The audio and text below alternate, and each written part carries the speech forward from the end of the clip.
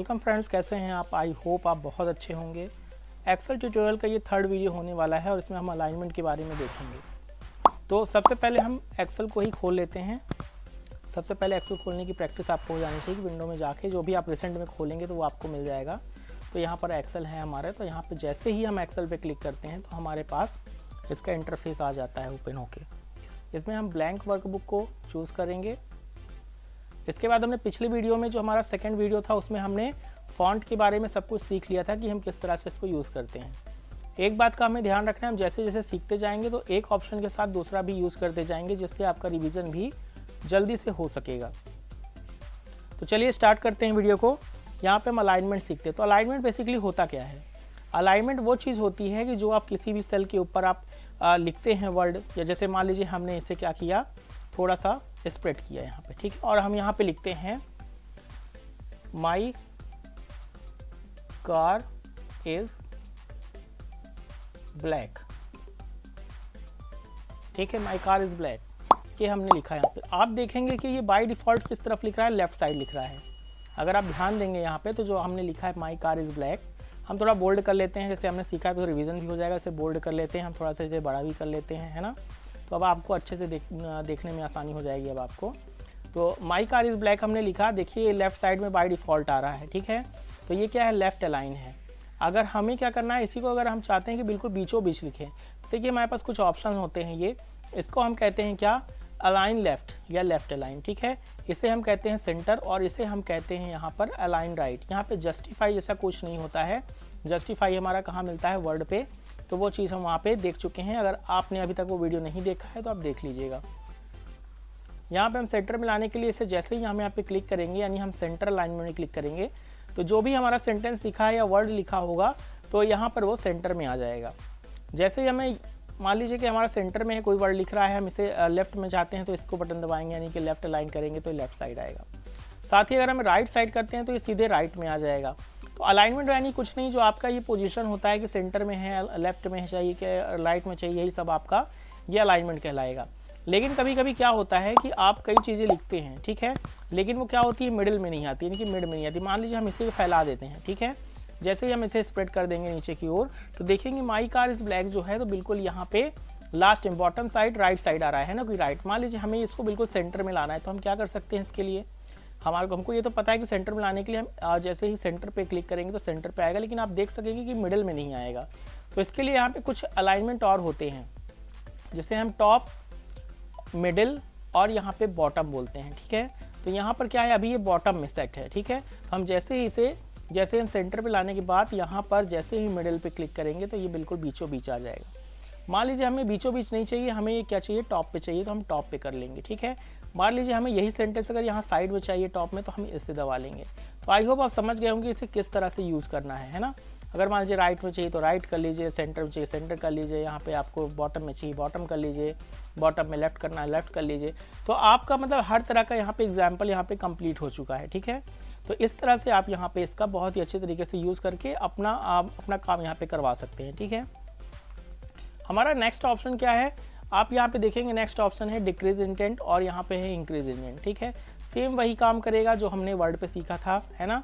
अगर आपने नहीं देखा है तो उसको देखते जरूर जाइएगा, क्योंकि जितना ही इंपॉर्टेंट आपका एक्सेल है उससे ही ज़्यादा इंपॉर्टेंट आपका वर्ड होता है, ठीक है, क्योंकि सारे फॉर्मेटिंग के काम उसमें होते हैं। तो जैसे ही हम इसमें क्लिक करते हैं, मान लीजिए आपका कोई बड़ा यहाँ पर सेंटेंस है, हम यहाँ पर क्या करेंगे, यहाँ पर लेफ्ट लाइन कर लेते हैं, ठीक है। इसे हम बराबर पे कर लेते हैं, ठीक है। तो यहाँ पर जैसे ही हम यहाँ पे देखिए इंक्रीज इंडेंट करते हैं, तो ये हल्का हल्का देखिए, हल्का हल्का जितना ये सेट होगा उतना ये आगे बढ़ता जाएगा। जितनी बार आप इसे प्रेस करेंगे ये थोड़ा थोड़ा बढ़ता जाएगा, ठीक है। यहीं अगर आप क्या करेंगे, इसे डिक्रीज इंडेंट करेंगे तो ये इस तरफ लेफ्ट साइड आपके बाय डिफ़ॉल्ट आएगा। तो इसका यही काम होता है, ठीक है। अब हमारे पास नेक्स्ट ऑप्शन देखिए क्या है, ओरिएंटेशन का है। क्या है, ओरिएंटेशन का। मान लीजिए हम थोड़ा सा फैला लेते हैं जिसमें आपको समझ में आए, इसे थोड़ा सा हम बड़ा भी कर लेते हैं, ठीक है। इसे हम बड़ा भी कर लेते हैं यहाँ पे। यहाँ पर क्या है आपका ओरिएंटेशन। ओरिएंटेशन हमेशा याद रखिएगा, ओरिएंटेशन तब काम में आता है जब आपको कोई भी वर्ड आड़ा तिरछा लिखना हो या तो उसे किसी तरह से बदलना हो। जैसे यहाँ पर देखिए, अगर हम इसे सेट करते हैं एंगल क्लॉकवाइज में, अगर हम यहाँ पे सेट करने के बाद देखिए यहाँ पे कुछ पहले तो लिख लेते हैं, ठीक है।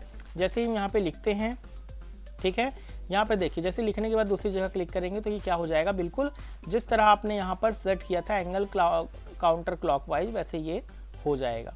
ठीक है, सेम मान लीजिए हम यहाँ पे क्लिक करते हैं, ठीक है, यहाँ पे खाली जगह पे, और यहाँ पे एंगल क्लॉकवाइज करते हैं। ठीक है, यहाँ पर लिखते हैं माय नेम इज राहुल।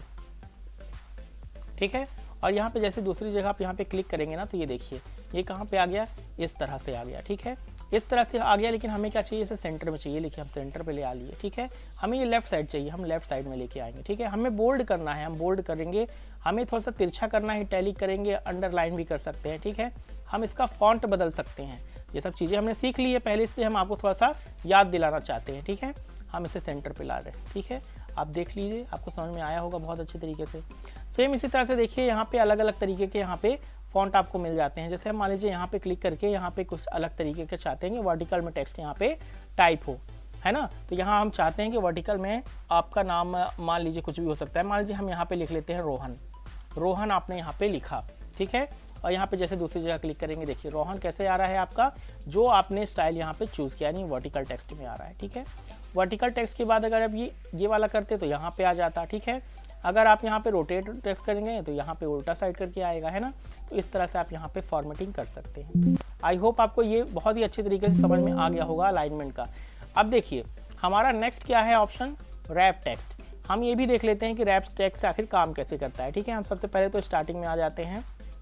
ठीक है, जैसे हमने स्टार्ट किया था, मान लीजिए इसमें हम क्या कर रहे हैं, हम यहाँ पे छोटा सा कॉलम है, मान लीजिए थोड़ा सा और बड़ा ले लेते हैं आपको समझाने के लिए, और इसे थोड़ा सा हम साइज में बड़ा कर लेते हैं, मान लीजिए 18 नंबर पे कर लेते हैं। ठीक है, अब यहाँ पर लिखते हैं कि क्या लिख लें हम यहाँ पे, हम लिख लेते हैं my name is Rohan Nanda. ठीक है, ये हमने लिख लिया।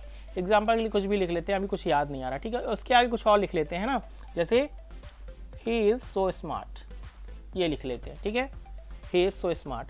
अगर आपने ध्यान दिया होगा तो आप ये देखिए कि जो हमारा यहाँ पर क्या है, कॉलम बन रहा है, तो ही इज़ सो स्मार्ट ही क्या रहा है, अगले कॉलम को यहाँ पे क्या कर रहा है, इफेक्ट कर रहा है, यानी क्या है, यहाँ से इसको आगे जाने की जगह नहीं थी, तो यहाँ से ऐसा लग रहा है कि दूसरी जगह में है। तो रैप टेक्स्ट का क्या काम होता है कि जहाँ से ये आपका खत्म हो रहा है वो सेंटेंस और आगे जगह नहीं है हमें जाने के लिए, तो हम यहाँ पे रैप टेक्स्ट जैसे करेंगे, रैप टेक्स्ट में वो आगे से कट के आपका बिल्कुल जितना फिट आएगा उस कॉलम में वो वहाँ पे आ जाता है। ठीक है, हम एक और एग्जांपल ले लेते हैं यहाँ पे। ठीक है, let bygones be bygones. ठीक है, एक ये चीज़ हम लिख लेते हैं। ठीक है, तो यहाँ पर हम इसे भी बड़ा कर लेते हैं थोड़ा सा, है ना, और इसे देखिए हम इतना बड़ा कर रहे हैं कि हमारे यहाँ पर फिट नहीं हो रहा है। हम यहाँ पे रैप टेक्स्ट करते हैं। देखिए रैप टेक्स्ट का क्या कमाल हुआ कि ये बिल्कुल जितना भी फिट हो रहा है यहाँ पे, ये यहाँ पे ला रहा है। ठीक है, अब हम इसे छोटा कर देंगे, देखिए फिर भी ये रैप टेक्स्ट के हिसाब से ही काम कर रहा है यहाँ पे। ठीक है, तो इस तरह से यहाँ पे रैप टेक्स्ट का काम हो रहा है। ठीक है, रैप टेक्स्ट मतलब कुछ नहीं है, आगे का जो आपका सेंटेंस फिट नहीं हो रहा उसे काट के जस्ट नीचे वाले आपके सेंटेंस में ये जोड़ देता है, और ये आपका उसी कॉलम उसी रॉ में फिट होता है, ना कि अलग से कोई रॉ आपका ये लेगा। ठीक है, बात पड़ती है सबसे important cheese merge and centre की, जो कि हमारा अगला जो है तो ऑप्शन आने वाला है। ठीक है, तो अब इसके बारे में भी थोड़ा सा समझ लेते हैं। ठीक है, जैसे मान लीजिए हमने क्या किया, इसको हम शुरू से ला लेते हैं, है ना, हम इसे शुरू से ला लेते हैं जैसा कि हमने स्टार्ट किया था। ये लीजिए। ठीक है, मान लीजिए हमें कोई टेबल बनाना है। ठीक है, और उसके ऊपर हम कुछ मतलब कि हेडिंग डालना चाहते हैं। ठीक है, जैसे हम मान लीजिए यहाँ पे हम लिखते हैं सीरियल नंबर। ठीक है, यहाँ हम डालते हैं candidate name.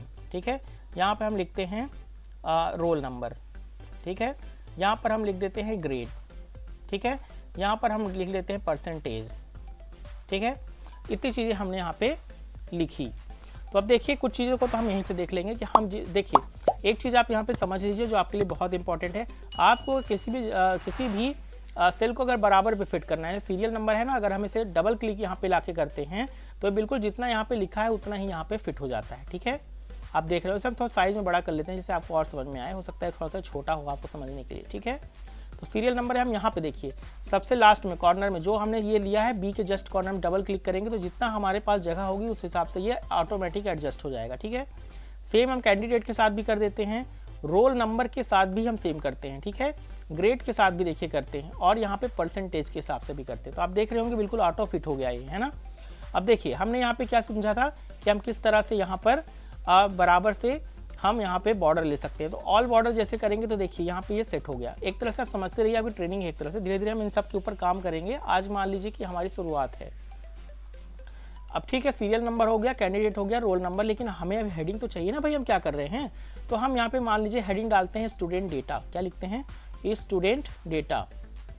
Student data heading कैसी होती है, बड़ी होती है ना, स्टूडेंट डेटा। ये हमने इसको हेडिंग डाली। क्या ये अभी कोई हेडिंग लग रही है आपको? बिल्कुल नहीं लगेगी हेडिंग, क्योंकि क्या हमने क्या सिंपल से एक सेल में ये लिख दिया है, वो बहुत छोटा है। तो हम क्या करेंगे, हम थोड़ा सा इसे बड़ा लेंगे। हम क्या करते हैं, 3 रो सेलेक्ट कर लेते हैं अपने हिसाब से और इसे पूरे लंबा, मतलब हमें तो चाहिए यहाँ ना सीरियल नंबर से लेकर परसेंटेज तक।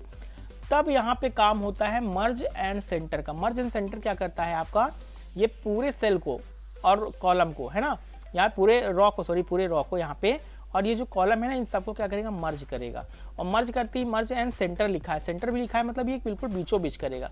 अब हमारे फिर से ऑप्शन काम में आएंगे, क्यों, हमें ये बीच में चाहिए, हमें मिडिल में चाहिए, हमें ये स्टूडेंट डेटा थोड़ा सा बड़ा चाहिए, है ना, बड़ा चाहिए यहाँ पे, तो हम स्टूडेंट डेटा यहाँ पे बड़ा कर लेते हैं। ठीक है, ये देखिए ये बिल्कुल अब लग रही है कि ये हेडिंग है, लेकिन अभी भी क्या इसमें हमारे पास क्या कोई सेल है, नहीं है, क्योंकि हमने क्या नहीं लगाया इसमें, बॉर्डर। तो थिक बॉर्डर हम लगाते हैं। अब देखिए कितने अच्छे तरीके से आपने इसे कंप्लीट किया है ना।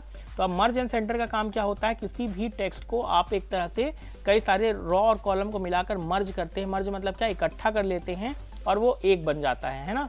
इसी तरह से अब देखिए अगला ऑप्शन इसी में देखिए, इसमें जब आप लास्ट में जो आपका एरो है इसमें क्लिक करेंगे तो आपके पास 4 ऑप्शन आएंगे। फर्स्ट तो हमने सीख लिया है मर्ज एंड सेंटर। अब क्या होता है, मर्ज अक्रॉस। तो मर्ज अक्रॉस क्या करता है आपका, कि जैसे ही मर्ज अक्रॉस पे क्लिक करते हैं तो जो पहला वाला है ना, जो पहला वाला जितना भी आपने रॉ सेलेक्ट किया है ना, वो एक एक करके अलग अलग सेट होता है। ठीक है, तो काम तो वही है, लेकिन ये क्या करता है, केवल सिंगल आपका सेलेक्ट करेगा। अब हम फिर से इसका मर्ज एंड सेंटर कर लेते हैं समझने के लिए। देखिए मर्ज एंड सेंटर हो गया। ठीक है, अगर मान लीजिए आपका अगला ऑप्शन मर्ज सेल है। ठीक है, मर्ज सेल का क्या काम होता है, मान लीजिए हमने इसे अक्रॉस कर लिया। ठीक है, हमने इसे मर्ज अक्रॉस कर लिया पहले। ठीक है, समझने के लिए अब यहाँ पे सेलेक्ट कर लेते हैं जितना मर्ज करना है। यहाँ पे जाके हम जैसे ही मर्ज सेल करेंगे तो देखिए सेम उसी तरह से आ जाएगा। इसमें क्या होता है, केवल सेंटर नहीं होता है ना। मर्ज अगर करेंगे, मर्ज एंड सेंटर में तो सेंटर होता है, लेकिन अगर आपने मर्ज केवल किया है और सेंटर आपका नहीं है तो वो केवल क्या होगा कि मर्ज बस करेगा, ना कि आपको सेंटर में ये टेक्स्ट लेके आएगा, यानी बीचों बीच नहीं लाएगा। लास्ट ऑप्शन क्या है, अनमर्ज सेल। ठीक है, अनमर्ज सेल का क्या काम होता है, अनमर्ज सेल क्या करता है, आपको जैसे ही अनमर्ज करेंगे तो जो हमने मर्ज किया है ना ये सब आपका हट जाएगा। जैसे हम यहाँ पे करते हैं अनमर्ज सेल, जैसे ही अनमर्ज सेल करेंगे आपका सेलेक्ट करके तो ये वाला ऑप्शन पूरी तरह से आपका अनमर्ज हो जाएगा। ये देखिए, ठीक है, ये क्या हो गया, अनमर्ज हो गया। यहाँ पे फिर से कर लीजिए मर्ज एंड सेंटर, ये देखिए फिर वैसे ही आ गया। तो ये एक तरह से क्या है, ये आपको समझने के लिए है। जितनी ज़्यादा प्रैक्टिस करेंगे तो उतना ज़्यादा आप जल्दी एक्सेल सीख पाएंगे। अभी हमने फॉन्ट और अलाइनमेंट को बहुत अच्छी तरीके से सीख लिया है। अगले वीडियो में हम देखते हैं कि हम स्टाइल के साथ क्या कर सकते हैं और नंबर के साथ क्या कर सकते हैं। ठीक है, और ये बहुत ही इंपॉर्टेंट वीडियो होने वाली है, तो अब इसे स्किप बिल्कुल मत करिएगा। आज की वीडियो तो वैसे भी आपके लिए बहुत इंपॉर्टेंट है। अगर आपने ये पूरा देखा है तो आप पूरी तरह से समझ चुके होंगे और अच्छी तरीके से जान चुके होंगे कि एक्सेल में कितना इंपॉर्टेंट है काम करना और कितना इंपॉर्टेंट है कि ये आपको आना चाहिए। तो इसी तरह के नॉलेजफुल वीडियो देखने के लिए चैनल को लाइक, शेयर और सब्सक्राइब जरूर कर दीजिए। आप देख रहे हैं ये तीसरा वीडियो है एक्सेल ट्यूटोरियल का। इसी तरह से और भी आगे ट्यूटोरियल में इसमें वीडियो आएंगे और आप बहुत अच्छी तरीके से एक्सेल में मास्टर हो जाएंगे। ठीक है, अभी आपके पास एक हो सकता है कि एक तरह से क्वेश्चन उठ रहा हो कि सर ने अभी ये नहीं बताया है ना कि अलाइनमेंट सेटिंग क्या होती है। तो ये हम इससे नहीं बताना चाहते, क्योंकि ये आपका क्या है, बेसिक वीडियो है। जब आपका ये पूरा कंप्लीट हो जाएगा एक बार, तब ये अलग से जब हम प्रोजेक्ट करेंगे तब उसमें आपका ये यूज़ होता जाएगा और आपको समझ में आता जाएगा। क्योंकि हर चीज़ आपको बेसिक मेथड में बताना पॉसिबल नहीं हो पाता, क्योंकि ये एडवांस ऑप्शन आते हैं, वही चीज़ जो आप कर रहे हैं और कुछ नहीं है। ये देखिए, यही अलाइनमेंट है, यही जनरल है, यही बॉटम है, रैप, टेक्स्ट, स्ट्रिंग है, मर्ज है वही चीज़, लेकिन एक्चुअली में क्या है कि आपको ये सिखाने के लिए प्रोजेक्ट के रूप में सिखाना पड़ेगा।